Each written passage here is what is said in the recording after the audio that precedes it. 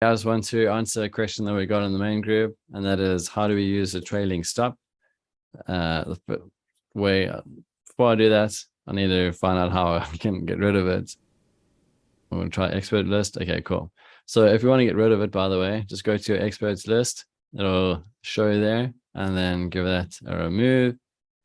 And then inside your my favorites, your common area, if you haven't moved it to favorites yet, go to the trailing stop, and then it'll give you the screen. Now, if it doesn't give you that screen, maybe you're seeing this.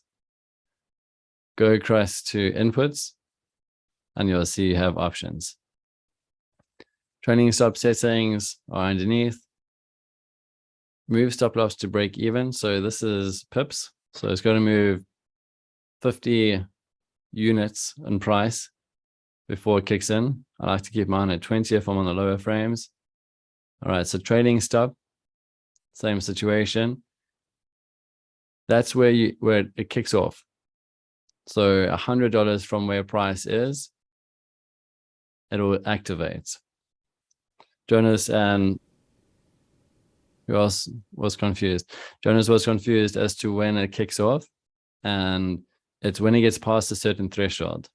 The reason being, if you have it, I mean, I don't really understand why anyone would have it button activated, but I suppose to provide clarity, this needs to get, like, the idea of this style of trading is to set, forget, walk away. All right, trading stop is not for you to sit at the computer activating and deactivating the trailing stop.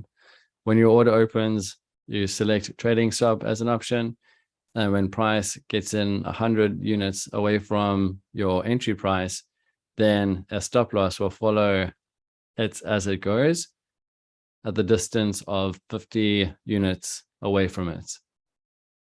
I don't know why I'm saying units, dollars. So $50 will be where it gets taken out. So if price drops, okay, so if we got in over here, trailing stop activated over there, and now you have a stop loss that is moving literally alongside this. When this goes down further than 50 units, it'll take you out of the position. So if you got in over here, you would have got out over there and made some nice profit. So it's the last 50, sorry, it's 50 units from the highest price if you're going long. So over here is 29440. So it'll be 28940. So over here is where the stop loss would have been. And if this price goes down to there, boom, you're out of the trade. If it continues to the upside, then it will remain in trade. This works well when you've got decent market conditions and price hitting in trend and all of those good things. I wouldn't use it always, because you're missing out on $50 worth of profit, or 50 units distance worth of profit, where, say for example, it came down and then shows a different fan line to travel up along, you would have been out of the trade over here just for a conservative amount of profit, and then it would have gone to your target and you would have kind of lost out. So trailing stop, or EO, which is order cancels order style trading, is not the holy grail. And if you're not using it right now and you haven't been doing MTOPS for at least 6 months, then I don't recommend you put it into your strategy. These market conditions are rather slow right now. So having that there to kind of take away whatever profit you are currently getting isn't best practice. So I would say use this in stronger market conditions where you got tons of buyers and you just can't keep up with the movements of price. Now, some guys like to use this when there's that like volatile, almost like pump and dump environment, where just like orders are coming in and just swings up and down and it's volatile. The problem with that is, unless you get in at the right time, what will happen is the volatile swings, no, not the right side. I guess so, yeah. If you get in outside of arc 1, and then you see this big move, price can also plummet, down, reset, and go back up in those volatile conditions, which will take you again out of the trade. So it's got its pros and its cons. I don't use it. I use the break even so that I'm not losing money. However, I haven't seen market conditions that have encouraged me to use the trading stop in a while now. And then the rest is pretty much self-explanatory. Cutters, fund. I mean, I guess, so yeah, Brett worded this.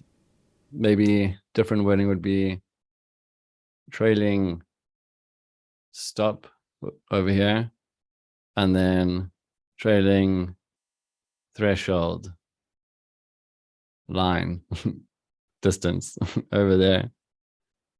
But that's the gist of it.